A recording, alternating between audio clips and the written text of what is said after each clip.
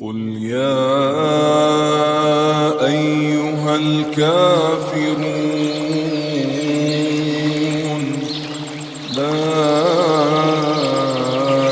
أعبد ما تعبدون ولا أنتم عابدون ما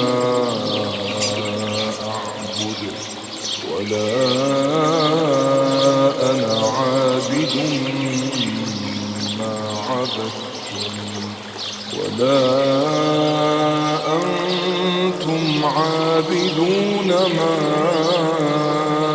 أعبد لكم دينكم ولي دين.